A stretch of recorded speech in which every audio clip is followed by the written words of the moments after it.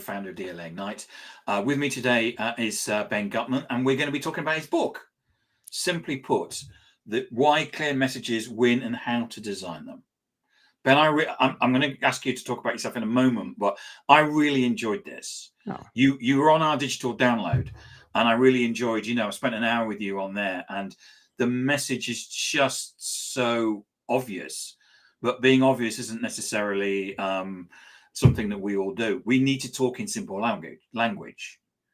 See, I can't even say simple language, and what you do is you press that point home. So I really enjoyed this. So where can people find you? I appreciate that. That's high praise coming from you, Tim. And I had a lot of fun on that show as well. So it's great to be back here with you. If you want to find me, you can find me on LinkedIn at Ben Guttmann. You can find me on my website at benguttmann.com. It's not very radio friendly. You have to have the 2 T's and the 2 N's in Guttmann. But if you go there, there's a blog. I have a newsletter I send out every Tuesday. That's totally free. And that just went out this morning. But if you have any questions beyond that, feel free to reach out, send me an email. I'd love to see how, this book has been helpful to somebody. So you've got an interesting background, which is you use this a lot in your book. It's not like a book based on, it's not Ben's opinion. It's actually Ben's experience, because you started a marketing agency, didn't you, a number of years ago, and then sold it. But it's your experience from that, isn't it? Yeah, so that's a big part of it, right? So I ran a marketing agency for 10 years. I had a ton of fun doing that. We worked with brands like the NFL and I Love New York and all these really great clients. Sold that business about 2 years ago. And I also, in the past 10 years, have spent a lot of the time in the classroom. So I'm an adjunct professor at Baruch College here in New York.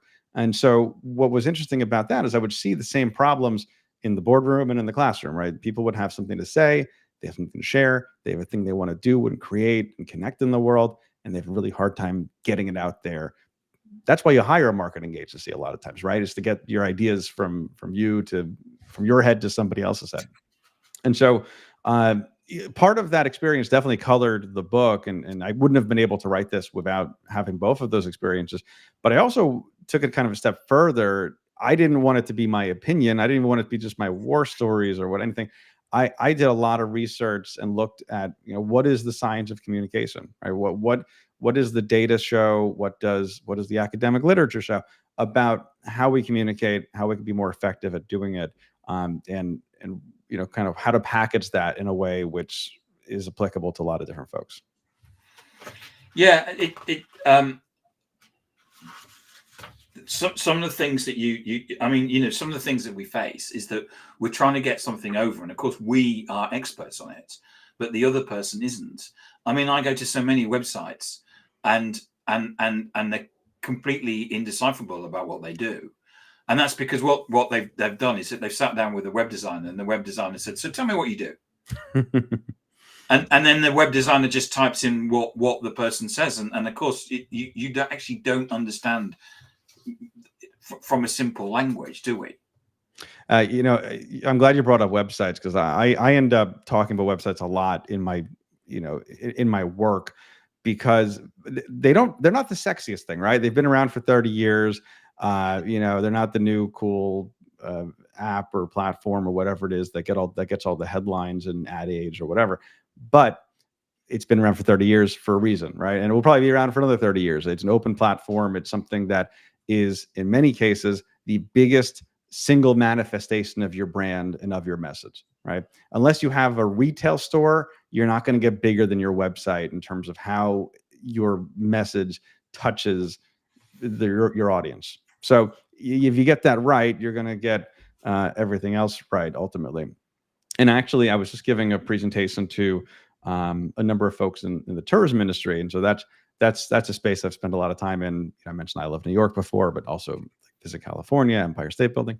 And I was giving a presentation to a bunch of folks there, and I said one of the biggest sins you could do is, it's a big don't put in your hero, your main section, that big fat video or photo you put there, don't put the text of just the name of your place again. So let's say it's New York City. You don't want just the big headline image to be New York City. people know it's New York, that it's Visit New York or whatever the equivalent destination is. They went to it. They click. If it's Visit California, they went to visitcalifornia.com. The logo says Visit California. The page title says Visit California. And you know what? Several times throughout the site, it's going to talk about the words Visit California. You don't need just California as your headline there. It should be something that gets your attention and convinces somebody that they want to receive the rest of your message. So what's the case for simplicity then? So the kind of mechanism behind simplicity is this idea of fluency, right? And so we've heard the word fluency before, right? I can be fluent in English or Spanish or Mandarin. I can be fluent in what I'm interested in. I can be fluent in a favorite TV show or in a video game, whatever it is. Where we're fluent, things are easy. That's the Latin root of the word, is flowing, right? And that's kind of what it feels like when things are easy. But if you ask a cognitive scientist about that word, what they're going to say is, well, that describes how easy is it for you to get something from out in the world, stick it in your head, and make sense of it, right? How easy is it to perceive something, to understand something, and take action on something? And all the research points to, the easier something is, the more fluent something is, the more we like it, the more we trust it, and the more we buy it. Right? You can see this in stock ticker symbols. You can see it in resumes. You can see it in academic literature. You can see it in every different venue we look at. E-commerce, talk about websites, is that the faster a website loads, the more people are going to spend money on that website. The easier something is, it aligns with all the different goals that we have in terms of all our marketing or entrepreneurship or whatever. But the inverse is also true, right? If things are hard to read, hard to see, hard to understand, too much jargon, well, we don't like it, we don't trust it, and we don't buy it, which is not what we're trying to do most of the time. Yeah, yes, I see LinkedIn posts. Yeah, I've been in the IT market for a number of years, and I know quite a lot about IT, and I see these posts, and I don't know what they're talking about. Oh yeah. And I've actually left comments saying, I don't understand. There'll be like a photo. There's one recently which was something to do with Wi-Fi, and so they were writing in protocols. Isn't it great that So I actually wrote, I don't know what you're talking about. Can you explain? And they came back, and the answer was more complex than the original post. But I guess if you're buying Wi-Fi systems, you probably know about the protocol PF735 or whatever. So, and it's the crime. You talk in the book about the crime of complicated. Oh yeah, and so what you're talking about is absolutely true. It's something that I see all the time. And so we complicate because it's easy. There's a place to hide behind, right? If we don't know what we're talking about, a lot of times we can kind of use the wall of words as a way to defend ourselves. We can also use it to kind of cover up perceived inadequacies that we have. And so you hit upon something, which there's a couple studies I cite, which I really love. And so one of them is if you look at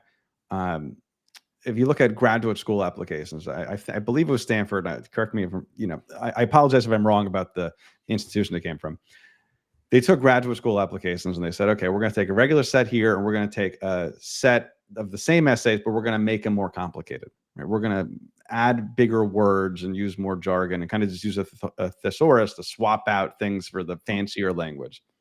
And you would think intuitively, well, it's bigger words, must be a smarter person, probably is going to get accepted more often to the graduate school. The exact opposite was true. Is when reviewers looked at the two stacks of essays, they said the stack of essays with the simpler language was rated as more intelligent and more likely to be admitted to the graduate school. The stack of essays that were kind of dialed up in terms of their language and jargon, well, they were less intelligent and they were less likely to be admitted. And it worked the opposite way too. They took the language and they made it simpler, and actually that ended up helping the reviewers say, hey, this is actually better. These are better essays over here. They did this with all sorts of other pieces of writing as well. And so that's one example of saying, okay, what's the efficacy of something being simpler or being more complicated? But the other story that I love to tell about this is another set of researchers, I believe at the University of Pennsylvania. They looked at how do different groups communicate about who they are? How do they use language to kind of showcase their own authority or their own expertise or size? So they looked at airports. And in the United States, there's about 130 or so international airports. And an international airport could be something as big as, JFK over here in New York with thousands of flights. You and I, before the call, were just talking about Heathrow with also, thousands of flights. Or it could be, some one flight a week airport in upstate New York or Montana or something like that, that just kind of crosses the border into Canada. And so when you look at these two buckets, the small airports and the big airports, the researchers said, how do they describe themselves?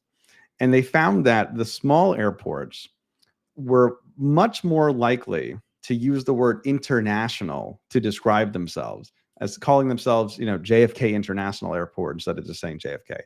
Because the word international carries this kind of, authority and prestige along with it.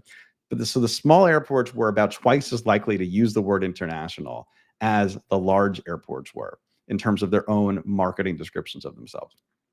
And we people will see the same pattern came up when they were looked at people from the higher Ivy League schools and the lower Ivy League schools, right? To how do they use the word Ivy to describe them, right? And so this came up again and again. And I love this angle of it too, because it shows that we are more likely to use these big words, these big status symbols to project something that we're not. And it kind of gives away, it gives us away more than we think it does.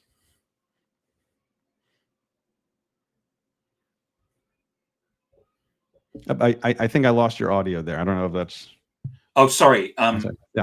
Yeah. So one of the things that quite often when we talk about our brand is that we kind of miss the point. So there's a story, isn't it, that you tell in the book about the different about drills and holes. Oh yeah. So this is a great one. So I actually tell this to my students every semester.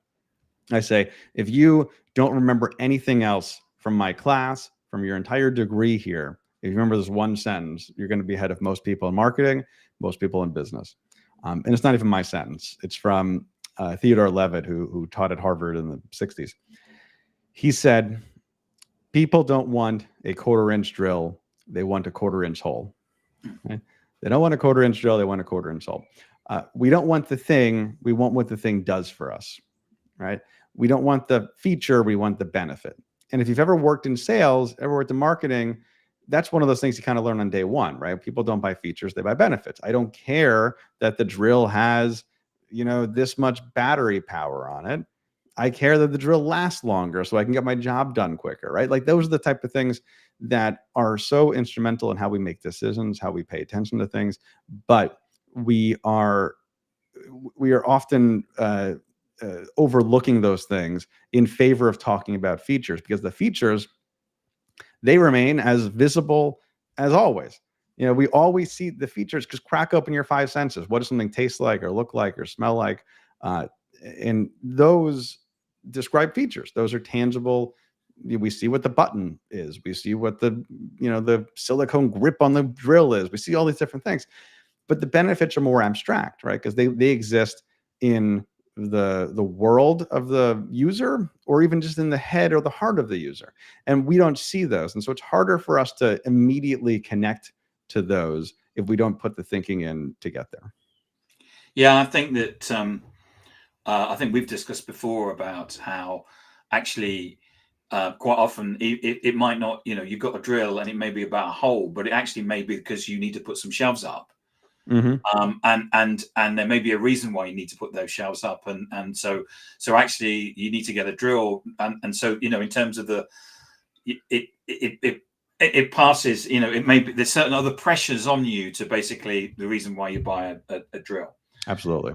But I think quite often what happens is that, and you talk about this in the book, and I love this, and love this way that you've talked about the simplistic language, and I've been trying to do this and actually use these techniques, because one of the things you talk about is the and, isn't it? about what we do is that we say there's this feature and this feature and this feature and this feature, because of course we're really excited about it because it pays our mortgage if you buy one. Oh yeah, the word "and" has this magical ability to tie together a bunch of things that may not necessarily be related, but don't kind of feel awkward all of a sudden. So if you use the word "and," you can tie those things together into one grammatically correct English sentence. And I always try to kind of referee my use of the word "and" when I'm talking about it. And you're able to kind of say it without raising any red flags. You can say, well, this we're going to be the fastest and the cheapest, and you're going to be the happiest with our product because our customer service is great. And I kind of butchered that bad example there a little bit, but the point is, if we replace the word "and" with the word "so," at least in our drafts, at least in our kind of internal thinking about it, that starts to raise those red flags that get ignored when you have the word "and." The word "and" kind of just papers over it. The word "so," you kind of tie those things together, and all of a sudden you go, well, actually that X doesn't lead to Y, right? X is not quite related to Y. And we end up in a situation where we can see with better clarity that these are two ideas or three ideas together instead of them being one. And ultimately, when you're looking to communicate, we have such a small window of somebody's attention, of somebody's time, that if we're trying to communicate more than one thing at once, it's like juggling too many balls. We don't just drop one; everything kind of collapses. Yeah, I think most people can only, in terms of, if you read a white paper, you only remember one thing. Mm-hmm. And I think quite often, well, what happens is that everybody tries to cram in everything they know into the white paper, and in fact, nobody remembers it. So it's about keeping the your words simple. You also talk about in the book, it's getting towards the end, about examples of minimal and non-minimal messages, don't you? Oh yeah. So minimal, when we talk about in this context, there's an important distinction here. We're talking about fluency and not brevity when we talk about simplicity. It's very easy to think simple and say, well, this means the fewest number of words or the fewest number of paragraphs or pages or slides or whatever metric we're measuring. But that's not actually what the important thing is. We don't actually always care if it's the fewest number of words. We care that it's the least amount of friction, right? And so friction is is when something kind of is difficult, right? It kind of rubs up, and it stops you a little bit. It gives you a pause to say, "Hey, I'm going to pay attention to something else." And often they're related, right? Brevity is correlated with Yep. something being simple, but it's not the same thing. And I like to always use an example of, if you've ever filled out a form, right, for market research, right? We talk about market research a lot in the book. If you ever gotten something from a brand you bought a pair of shoes from at some point, they send you this form. On that first page of the form, there's just a couple questions, right? And then it gets to a couple more questions. They get a couple more as the form goes through pages 2, 3, 4, 5, whatever it's going to be. By breaking it up into multiple pages, that actually ends up being an easier process for us cognitively than if it was all on one page, right? If we opened up that form and it was 40 questions right in front of me, I'm saying, well, I'm not going to do that, right? But by doing it over the course of several different steps, we're more likely to finish inputting our data, finish inputting our opinion, and get through the process. E-commerce, we talked about e-commerce before, same thing, right? Often you don't see what you used to see. If you go back 20 years ago to e-commerce websites, it was, here's the one big page at the checkout, right? That has, give me your billing information, give me your shipping information, select your, if you have insurance, if you have a large, and you see 40 different fields there. But again, that is kind of daunting at that point. So what you see, if you look at what Amazon does, and Amazon has more data points than anybody else in the world, several steps that you go through to end up checking out, right? You select the shipping here, you select the billing there, and then you eventually get to the point where you click and confirm to get out of there, instead of it being all just one really difficult thing. So it's more pages, it's more steps, but it paradoxically is an easier, less friction process. You use there's an advert that you said that's used, which as an example where it's not about minimal, as you said, wording. It's about actually getting the message across. And I'm just going to, and the message, I think, as an advert was, floss the teeth that you want to keep. Oh yeah. So yeah, I use this when I talk about empathy a lot too, which is, so this was not even an advertisement. This was my dentist. I've had bad luck with my dental genetics, I guess, and I've ended up at the dentist more times than I want to. And so one day after some particularly painful appointment, the dentist just tells me, you only have to floss the teeth you want to keep. And all of a sudden, it just clicked. It was exactly the language that I needed to hear. It was exactly the framing that I needed to hear. And since then, I've lost every single night, right? And so it's been, if you look at what my old dentist would have said, something like floss below the gum line to prevent plaque buildup and yada, yada, yada. Yeah, I know it's true. I know it's important, but it wasn't something that clicked in the same way that you only have to floss the teeth you want to keep would click for me. And it's just genius in terms of its simple wording, but it also gets the story over at the same time. Mm-hmm. Absolutely. And, it's easy language to understand. We're not talking about gum line and plaque and all these different things. Because each one of these big words is another bit of friction, right? Every bit of friction is an opportunity for somebody to say, that's it. Stop the ride. I'm getting off. And go pay attention to one of the thousands of other things that are competing for our attention at every single moment. Ben, thank you so much for coming on and talking about your book.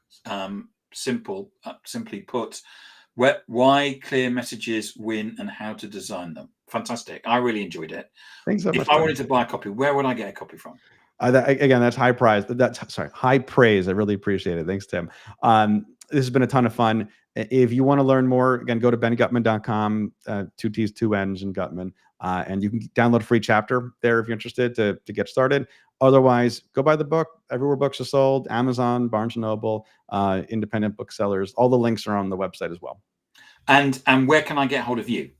So again, website's the best place to start because you can go to my blog, my newsletter. Also, LinkedIn is where I'm kind of hanging out most of the time. So find me on there, send me a follow, send me a message. Love to hear from you. Ben, thank you so much for coming on and talk about your book. It's excellent. Really enjoyed it. And